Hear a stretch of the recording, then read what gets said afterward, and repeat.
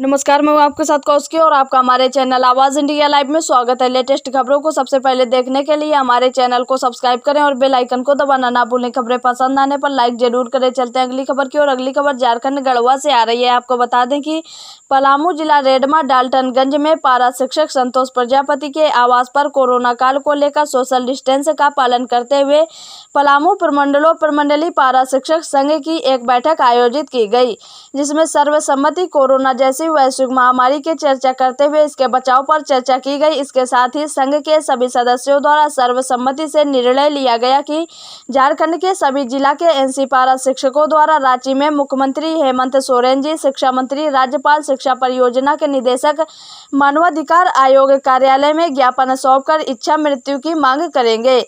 इसके साथ ही अपने क्षेत्र के विधायक एवं सांसद के नाम भी स्पीड पोस्ट के माध्यम से पत्र लिखकर इच्छा मृत्यु की मांग किया जाएगा।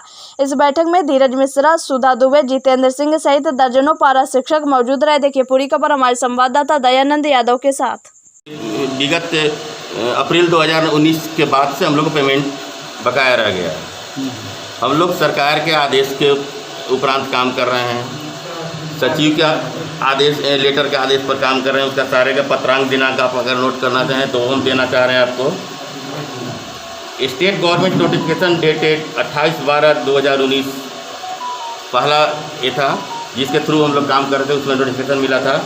दूसरा PRD Ranchi notification number dated 1008/2019 dated 28/12/2019। तीसरा था कैबिनेट में डिसीजन पारित हुआ था 29/12/2019 को, उसके आधार पर काम कर रहे हैं। Chief minister secretariat notification number 851/2019 dated 29/12/2019, इसके आधार पर काम कर रहे हैं। उसके बाद secretary school and literacy department Jharkhand के द्वारा भी एक ऑर्डर निकाला गया था, जिसमें उन्होंने कोर्ट के आदेश के उपलक्ष्य में बोला था कि किसी भी पारा शिक्षक को नहीं निकाला जाएगा। जब इतने आदेश के उपरांत में हम लोग काम कर रहे हैं और सारा सरकार का काम कर रहे हैं, इवन बहुत सारे शिक्षक जो हैं वो विद्यालय के संपूर्ण प्रभार में हैं, विद्यालय कार्य कर रहे, सारी ड्यूटी जब लोग कर रहे हैं, तो फिर हम लोग का मानदेय क्यों रोका गया? अभी लॉकडाउन में कैसे गुजारा हुआ जो भी पारा शिक्षक यहाँ? आप खुद सोच सकते हैं कि एक तरफ सरकार कैबिनेट डिसीजन पारित करके और लॉकडाउन में इस तरह का अध्यादेश जारी कर रहा है कि उन पर सज़ा हो जाएगा अगर घर से बाहर निकलेंगे या लॉकडाउन का उल्लंघन किया जाएगा। तो हम लोग का मानदेय बंद है, हम लोग को रोजी रोटी का कोई साधन, कोई विकल्प नहीं रहा। इसी स्थिति में कहना क्या है, ये खुद एक आम जनता भी सोच सकता है कि ये कैसे जीविकोपार्जन कर रहे होंगे। इनके घर में चूल्हा जल रहा है कि नहीं जल रहा है? एक घर में अगर बाहर से जाते हैं तो इनके बीवी बाल बच्चे इनसे क्या आग्रह करते होंगे कि कैसे 2 शाम का मतलब भोजन इनका होगा। इसको कहने की क्या बात है? ये तो खुद एक सोच मैंने साधारण व्यक्ति सोच सकता है। मेरा नाम मनोज कुमार सिंह है। और रही बात, थोड़ी सी एक बात और मैं बताना चाहता हूँ कि अगर सरकार सोचती है कि हम अप्रशिक्षित हैं, तो ऐसा कतई नहीं है। मैंने प्रशिक्षण प्राप्त किया है, प्रशिक्षण की सारी अर्हता प्राप्त की है। अगर इसमें विलम्ब हुआ है तो वह केंद्र सरकार, MHRD मंत्रालय, साथ में वो जिसको उसने जवाबदेही दिया है ना उसको, वह और जो जितने सचिव इसमें संलग्न थे इसके नियम को पारित करने में, वो सारे लोग दोषी हैं। कैसे दोषी हैं? 31 मार्च 2019 का डेट तय हुआ था कि 31 मार्च 2019 तक अगर प्रशिक्षण प्राप्त नहीं किया गया तो विद्यालय से स्वतः कार्यमुक्त समझे जाएंगे।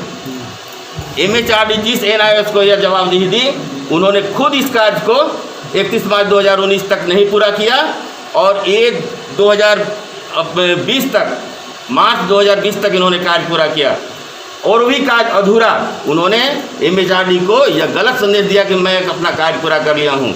DLED प्रशिक्षण का कार्य जो है वह 2 साल का होता है। पूर्व में जो प्रशिक्षण हुआ था उसमें 50% मार्क्स इंटर में बाध्यता नहीं थी, जबकि ये रूल 2009-10 में ही पारित हुआ था और यही NIS उसको 2017 तक लागू नहीं किया था। हम लोग इस चैलेंज को भी एक्सेप्ट किए कि DLED के साथ साथ जिनका इंटर में 50% मार्क्स कम था उसको पूरा करने का। यह कोर्स जो था वह 2 साल का था। हम लोगों को इस कोर्स के लिए मात्र 1.5 साल समय दिया गया। इस 1.5 साल में भी NIOS जो रीजनल यहाँ के डायरेक्टर हैं और रीजनल ऑफिस है, वो अपने वेबसाइट पर लिख रहा है कि जिनका ग्रेजुएशन है उनको इंटर में मार्क्स डेवलपमेंट की ज़रूरत नहीं है। सोचिए, और 9 महीना के बाद वह इम्प्रूवमेंट करके अपना वेबसाइट से हटाता है कि नहीं, सारे लोगों को इंटर में 50% मार्क्स की आवश्यकता है। बताइए कि 2 साल के बदले 1.5 साल का कोर्स, और 1.5 साल में भी 9 महीना मेरा ख़त्म कर दिया।